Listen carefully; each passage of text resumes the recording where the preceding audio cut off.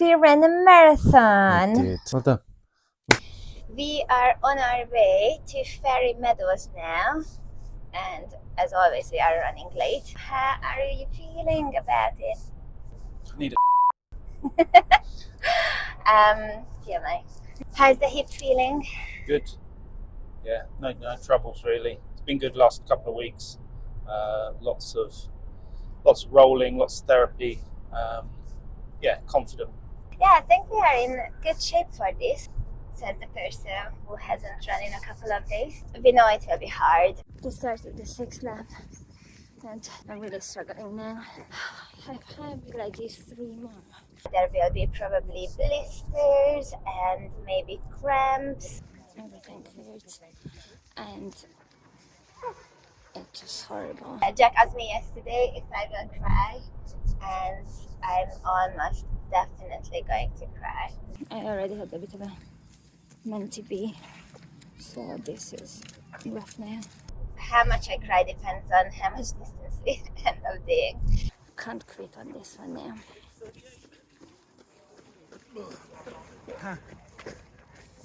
The goal is to do 38 kilometers for my 38th birthday, but since that's not a full lap, the actual target is a marathon. 7 lap done, and technically I've already done 38k for my 38th birthday, but we're going to go for a marathon now, so no more. Any final thoughts? Let's get the foam roll complete marathon. That's our to-do list for today. So yeah, see you in a bit. Hey babe. We ran a marathon. We did. Good job, us. Well done. So we thought it might be a good idea to list the positives and the negatives of our experience. So shall we maybe start with the positives? Go on, you take the floor. Okay. So for me, I think the biggest positive was just the actual organization of the run. We have done this run with Zigzag Running, and we have done a couple of their runs in the past, and all of them were brilliantly organized, and we will definitely do some more in the future as well, because we always have a great time, and it's just such a nice experience, and the people are lovely. It's a party.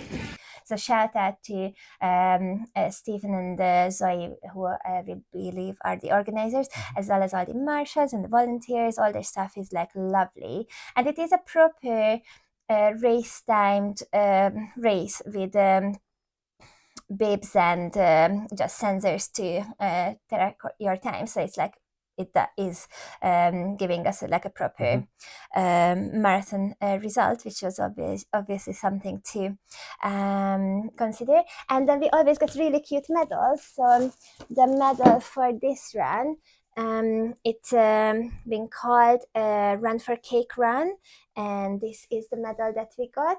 And they were lovely because when they realized it was our first full marathon, they changed our lanyard for the first full marathon. So yeah, great run, really lovely people, very good cake at the end. And I think what we like about it is that you basically have to do a 5.3k loop, and you can do it as many times as you want. So in our case, for the marathon distance, that was 8 laps, but then when we did the pumpkin plot, which was at the same venue, we only did 6 laps, and then that was 32k. And then the half marathon that we did, I did a half marathon a couple of weeks ago as a training run. I just had to do 4 laps, but the bare minimum is for people to do just 1 lap, and then they get a 5k medal. But you can run as much or as little as you want, and you have either 4 or 6 hours depending on whether you start at 11 or 9 a.m. and even if you run for longer than 6 hours, it counts as long as you start your final lap before the clock hits 6. So on the race results, we saw that some people actually ran for like 6.5 hours to get like their distance, which could be even an ultra. I guess it just depends on how fast someone's running. So for So me, far. So long. yeah, even this one Yeah. was very far, but yeah. So for me, it's that was a very big positive, and they were just so nice at the finish line as well. They knew our names. They were just lovely and just really kind. I was quite emotional, and they just spent some time to just give us some fuss and then take some pictures of us as Yeah. well. So yeah, couldn't be happier with how the race is organized. Mm. What's a positive for you? Yeah, so again, I second the organisation. It makes it uh, for lots of race, like irrespective of who you are at any distance, like they can be quite overwhelming. Mm-hmm. And as long as you can, get to, there were, I think every race I've been to, either to compete at or the one to go and watch you, there are people doing their first 5Ks there. Yeah. So Such a varied group of people. Some are ultra runners, some have never actually done a 5K ever. and people remember every Yeah. time you go around the loops, like you see, like there had to be a quick course change, wasn't there, last minute because of a riverbank burst. Mm-hmm. So this one we've done before in a big loop, but this time we had to go kind of there and back. Mm-hmm. So you end up sort of passing the same people. But even when you do a loop, people are sort of coming round. And at the beginning of the races, the organisers always ask, like, who's here doing their first 5K, who's doing the first 10, their half, their full, etc., etc.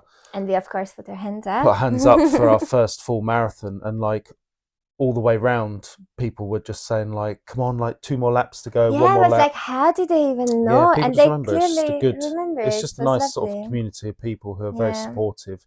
Whether it's your first 5K, your first ultra, and everything in between. Yeah. So that was one, the pressure's off, because in my mind, psychologically, it's not a marathon. I just do an extra loop. Just do an Yes, that's extra loop. such a massive positive. Just not having to worry Yeah. about taking stuff with you If you for need to the go to the labs. toilet, you pop to the Exactly. toilet. If you need some different fueling, if you want to, and when we did the 32K one at Halloween for the pumpkin plod, I think I did one lap and then realised I dressed inappropriately and I got changed. We both brought sort of trail shoes and road shoes because we weren't too sure what the route was going to look like. Yeah. So we had the option to show. So it leaves you don't have to think as much. You just bring everything, chuck your bags under the gazebo, plan what you want, have something in mind, and if it changes on the route, you only have to run 5 and a bit K, and you can adjust. So which is also so good, because every time I come up with a strategy for like fueling, when it comes to the actual time of eating those things, I never want what I planned on having. And then being able to go back to my bag and just picking up something else that I will actually fancy at that moment is just such a massive advantage. So I think it's a really, really good way for people to get into, if they want to achieve something, if they want to challenge themselves in a more sort of race setting, but with all the pressure taken off. I think it's the perfect entry. Definitely. And then you can literally work your way up the distances all the way to something Just that like not many people have done, like a marathon or an ultra, Exactly. or even a half marathon. These are sort of daunting distances. And this is just a really good entry to achieve those. Did you have like any other positives? A personal one really was my conditioning. I felt really good. It was almost quite surprising, actually. I mean, I did everything I possibly could have. But a few weeks before, I was in bits. I was in absolute agony with I was really worried for you. my hip and my back, and it was affecting everything. It was affecting the way I slept. It was how I trained. It was affected my mindset going into the run. But I went and saw a professional, saw this chap Gavin, who sort of identified the issue. When was that? 2 weeks before, something like that. 2 weeks before the run, did everything I could to sort of manage it, but was on like a host of pain relief and everything leading up to it. It was really just a case of white knuckling it and just going, you sort of, head first into the run and going, I'm just going to run it. And Yeah. even if it's in pain and I hate every second of it, I've done all this planning. I'm going to do it, which is useful sometimes to have that mindset, but maybe not as maybe not as sensible. But I did everything I could. Loads of hot baths, loads of foam rolling, loads of stretching, loads of mobilizing. And on the day, I was rewarded with Yeah, you did so like well. fresh legs Yeah, right up until the last amazing. lap. The worst thing was the puddles. That was about it, really. But We'll talk about the yeah. puddles in a bit. But honestly, yeah. Apart from general Mm-hmm. aches and pains, which you would expect, Yeah. I cannot Mm-hmm. complain. I really can't complain at all. Yeah. Mm. Another positive for me was definitely, I think I nailed my nutrition. I was super happy with how everything went. Like I had a little fueling strategy just handwritten, and I put it in my phone case, and I could just keep checking it every lap what I needed to do, and then just made some alterations to it whenever I felt like I wanted something different. And it worked really, really well. So I just kind of had a little think around, when do I want my caffeine gels, when do I want to top up on crisps, and when do I want to just have some solid food slash the flow gel from my bottle, and then just knowing exactly how much I need to take on to be able to function, and then actually being able to stick with it for such a long duration of time. Because I have this issue of that under fatigue, I just can't be bothered to eat. So It's whatever horrible, isn't I it? need Yeah. to do, I know in my mind it would make it easier if I fueled, but then I just can't actually do it. And I feel like this was the first run where I actually have managed to put things into practice and being able to stick with it, and all the alterations that I had to make were the right things to do, but it still meant that I took on enough fuel in terms of how many carbs, how much salt, how much water, and like what kind of things I added in, so that I didn't get just sick and tired from the same flavor and the same texture all over again. So I was very, very pleased with the fueling strategy and the overall hydration, and just how that wasn't really a limiting factor for me in this run. More than halfway through, just started lap 5. I was eating some crisps. I kind of, a bit like a child kind of cheating on their exam by looking over. I was kind of what I was doing with your strategy, was just kind of seeing what you were doing and then just adding a mouthful of jelly babies to that strategy. That seemed to be my thing. But as you said, it's sort of once you get to the 4th, 5th, 6th time that you start fueling, you just become sick of it. But you have to. It makes, and we said before, like, even though the sort of considerable amount of gels and things like this that we consumed, we were still probably sort of definitely under our calories, and we had to consume, I haven't actually felt hungry since the run, not properly. I'm kind of waiting for it, but definitely will I'm just a come, bit but sick not of, yet. yeah, I'm just a bit sick of Yeah, eating. they're probably still exhausted, so it will take a couple of days. But yeah, I think for me it was that even though the aid station was there, I didn't really take on anything from the aid station, even though I could have just filled up from there every lap. But I just knew that I can't take on enough if it's just from jelly babies and things that I have to chew. So I have to stick with my own filling. And I know I can always take on a squares bar because it just melts in my mouth. I know I have started using this flow gel that is less sticky, and I can just kind of drink it instead of water as well, and that works really, really well for me. And then whenever I thought that, like, okay, I can't do any more sweet, then I would take on a small bag of salted crisps, or I quite like these pepper nut oat bars that have a little bit of peanut butter in the middle. And then every lap, as I started a new lap, I would just walk for a bit, take on the fuel. I think I managed to time the caffeine really well, so it hit when I needed it to hit. So everything, yeah, it couldn't have gone better.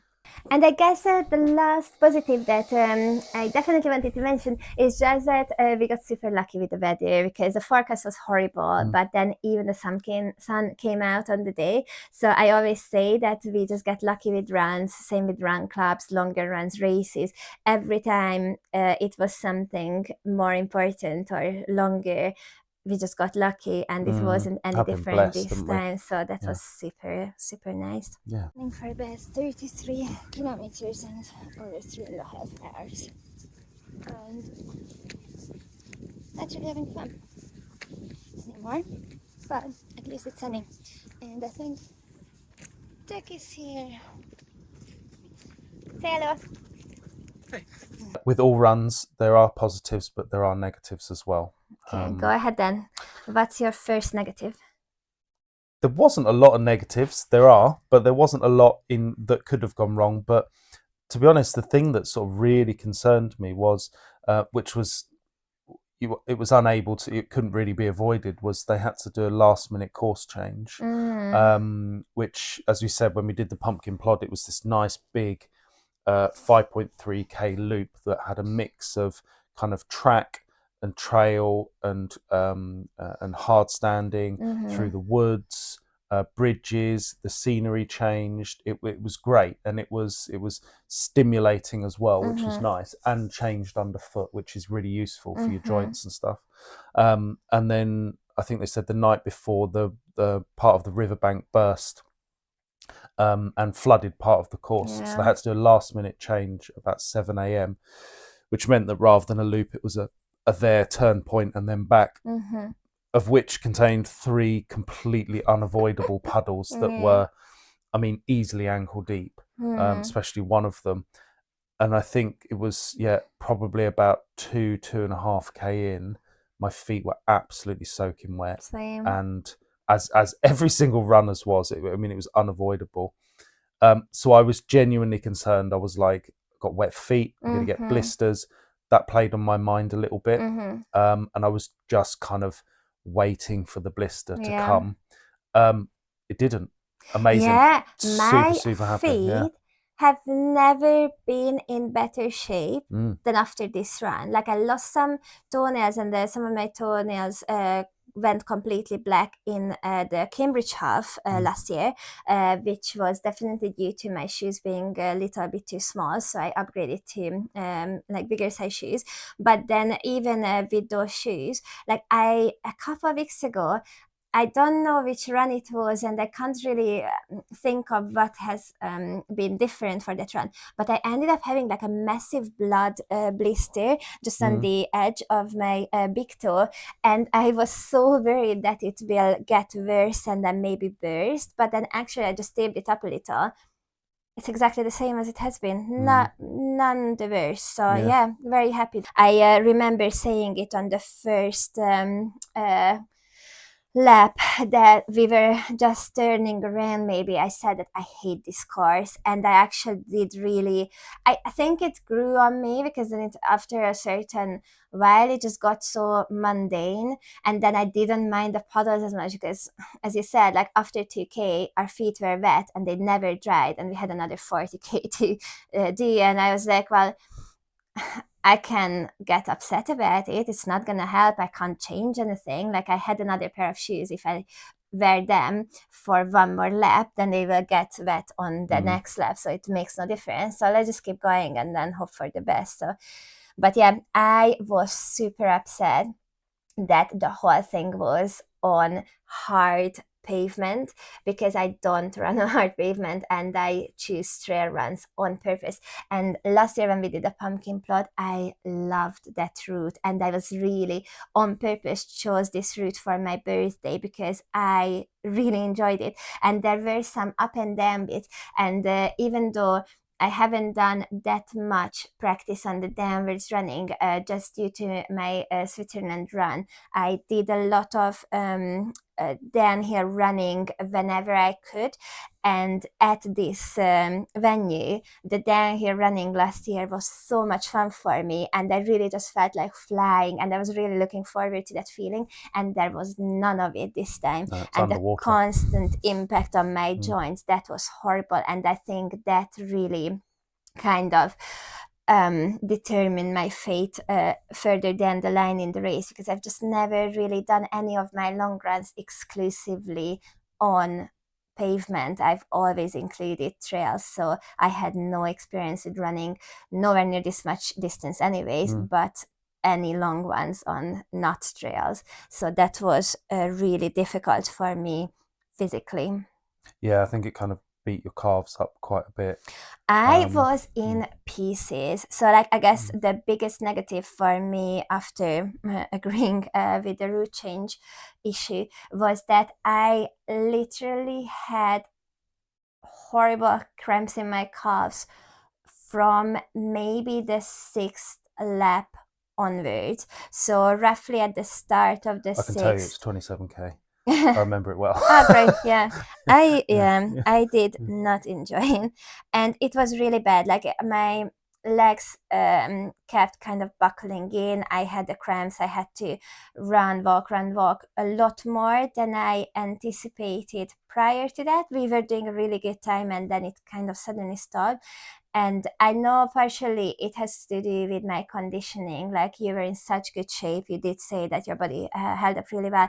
I think I kind of stopped conditioning my calves as much as I did for my Switzerland run. I concentrated a lot more on my quads because I had an issue at the pumpkin plot with my quads nearly cramping at the very end. So I was really worried about that, and I had no issues with my calves. So I concentrated on that, and that was no issue at all, but my calves were constantly cramping, and I know it wasn't salt, and I know it wasn't hydration at all, because I was on top of it and everything else felt fine. It was just that I just wasn't used to this distance and this hard surface, and probably I just need to work on that a little bit more, which is something to take away, I guess, as Well, a there's positive. only so many things you can avoid. Like I think maybe so. Although I was wearing bright white road I running was so surprised shoes, you chose those, yeah. it's purely because they are fairly new. I haven't used Yeah. them that much, and I knew that although my trail shoes are great for grip and um, and you're very sure-footed, they're quite stiff, which Yeah. they need to be. So I was wearing trail shoes, and I didn't change into my road Yeah, shoes, which I probably should have, because the extra padding the would road have made a shoes are a difference. godsend. I think if I used my trail shoes, I think it would have been a different story today. Yeah. I do. There are times when it's needed, but it was a judgment call on that day. Yeah. And although it was like, I mean, obviously we spoke about the puddles. It was a case of like, I'm just going to wreck the color of these shoes Yeah. because it is what it is. Like, I'd rather just survive it. I think that made the big difference. But like, there's only so much you can manage. Yeah. Like, you manage your fueling, you manage your hydration, you manage all your intake of everything. You manage things with your shoes, you manage all that. At the end of the day, it's just tough. It's a hard run. You're going to get beaten up a bit. It is what it is. I think I heard you saying somewhere before that pain is inevitable, suffering is optional. And I think that was what I kept repeating to myself, that like, you are going to be in pain. I expected the pain, but I never doubted, as long as I was able to stand on my legs, that I will keep going. I did doubt whether I will be able to finish it, because every time we went out for another lap, so literally going out for the 6th lap, and then the 7th lap, and then the 8th lap, I didn't know if I will be able to finish them. I genuinely didn't know if my calves will hold up, if I will have to like sit down in a cramp so horrible that I can't stand up. And it was just really I was exhausted at that point, so it was mentally very debilitating, I think, having to worry about that, because that was not something I can change, or there was nothing else I could do. So just every time having to restart running after a cramp and having to stop for a walk or a stretch, and just knowing that despite having run a very good pace up until about 30K, it massively dropped, and it was just a ridiculously slow pace for the last 15K in comparison to the first part of the run. It was just quite mentally challenging to accept that, yes, I expected that it will be hard and painful, but I didn't realize that it will be so hard and so painful for so long, like for such a massive chunk of the run. And I was just so exhausted that I had just no energy left for emotional regulation. So I just cried on those last 3 laps. I just cried on and off without knowing why I'm actually crying. Like, it was partially the pain, it was partially because so many people were like really nice to us, just knowing that, like, oh, you only have the 2 more laps, or you only have 1 more lap, you're doing great. And it was just a lovely environment. And then I was just there crying. Yeah. Yeah. But it's learning, isn't it? Like I said, as I said on the race, like the race begins at 32 kilometers because Yeah. we've been here before. We've been at 5K a million times. We've been at 10K 10,000 times, and we've been at half marathon paces, tens and tens of times. We've been at 32K once or twice. Past that is no man's land. So Yeah. we know what to expect. 32K is a long distance, but for us it's not daunting. But after that, that's where the idea. challenge became, Yeah. because it was new territory for both of us. But now we've done that, you learn from it. You think like, oh, okay, my calves were the things that were beaten up. The last time, same pumpkin plod, both my quads were cramping beyond belief. I worked a lot on my quads, the same as you did. My quads were fine on this Yeah. run. In fairness, I can't fault any part of my body for this run, but recovery wise, yeah, this calf and the back of my knee is still really tight. So going into the next big race, I'll probably work on my hamstrings and my calves a little bit more, and continue doing the stuff that we've learned from Yeah. previous distances. And obviously, with the elevation, we'll just have to work a lot more on other aspects of our Yeah. running and conditioning, because this is a fairly flat course overall, and our next one will be very different. But Very different before beast. we talk about that, did you have any other negatives? I'm going to be painfully positive about this run. So I'm picking at holes here, but really it was that although the fueling I think was spot on, I never felt I lapsed in energy. I never felt that I was too late for salts or for fuel or for caffeine. Everything worked so well. It's a case of do what you have to do, not what you necessarily want to do. Because the last thing I wanted to do after my 6th handful of sweets and my 8th gel was continue eating the fried eggs and the and the jelly babies and stuff. Yeah. That's the last thing I want to do. But I know that if I didn't do it, the next lap out would be terrible, and we could be in Problemsville with regards to fueling. Because if your sugar drops or your salt drops and you're halfway out, that is 2K will feel like the earth. It's horrible. And I kind of always feel a little bit silly when I talk about it, and I bang on about nutrition so much. And like, yes, partially because I'm a nutritionist, so it's always going to be the corner of my heart that I feel very passionate about. But then partially because I'm not the strongest of runners. I'm definitely not fast by any stretch of imagination. But what I can control, I will control. And I can control how well I prepare, how well I fuel, and I can make myself do those things as close to perfect as I possibly can on the day, because there are other things that I can't control, and that's just how fast I can run at the moment. It's like, this is where I'm at with my training and my conditioning. I will do my absolute best with the things that are within my control, like control the controllables and don't worry about what you can't control, is kind of my mantra for this. So I'm going to optimize everything regarding nutrition if that's what gives me that kind of reassurance that I've done my best with the things that I can change or influence. And And you have to respect it.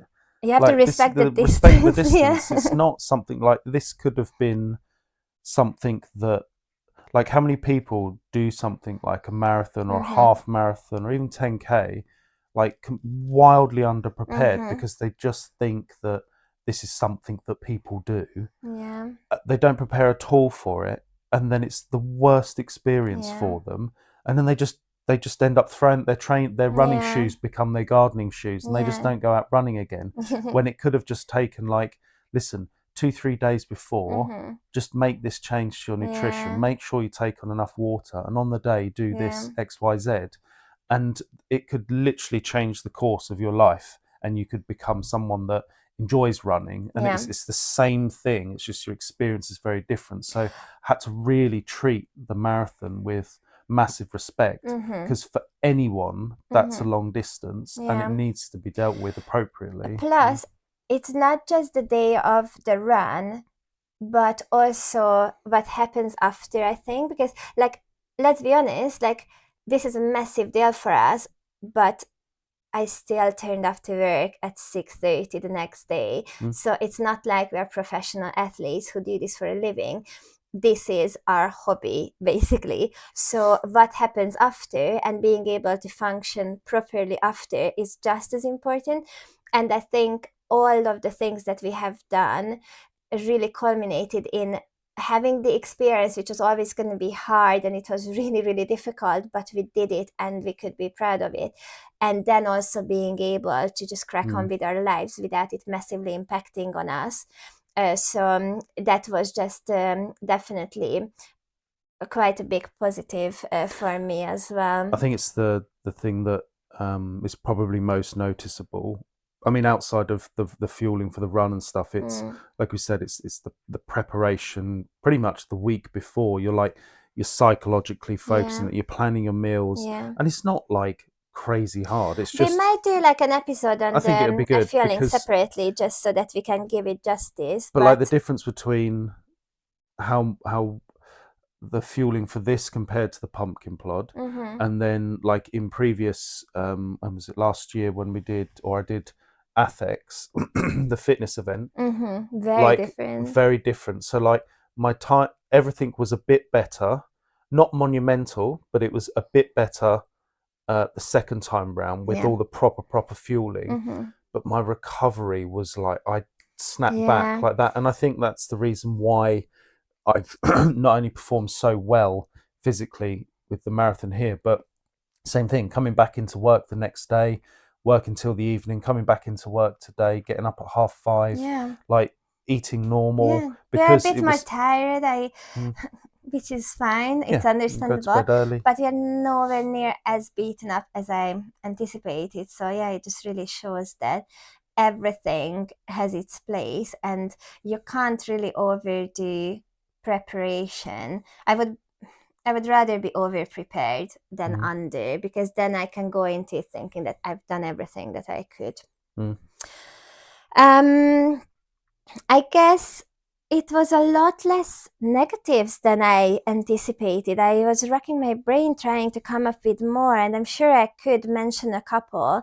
And even though I had that meant to be, and I think at one point I asked you to drown me in a puddle, and I meant it because it was horrible. But even then, I knew I was not gonna give up, because I knew that I would rather endure that pain a bit longer, as long as I possibly can, than to endure the pain of not having done my absolute best and have given it my absolute all.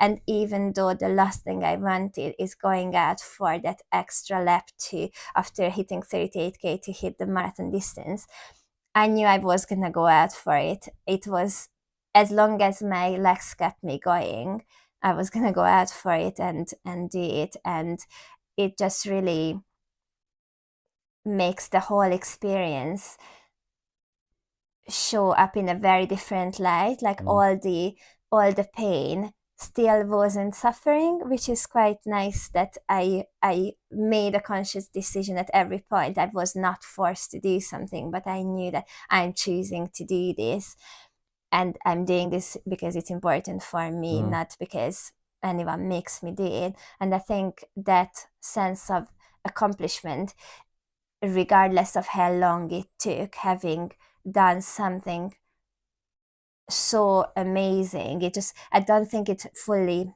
sank in. Like we didn't really celebrate or anything. Obviously, we were super tired, but this is just a massive, massive accomplishment that such a small percentage of people do, that we really do have to kind of take a moment to just appreciate that just finishing a distance like this, because it didn't set out with any specific goals, and apart from like really massively slowing up at the very end, we did super well with our pace as well. So yeah, nothing but pride, I guess.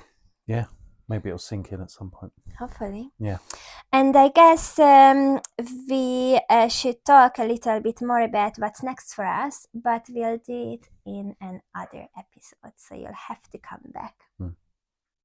Perfect. Good job, Jack. Yeah, well done. We did a marathon.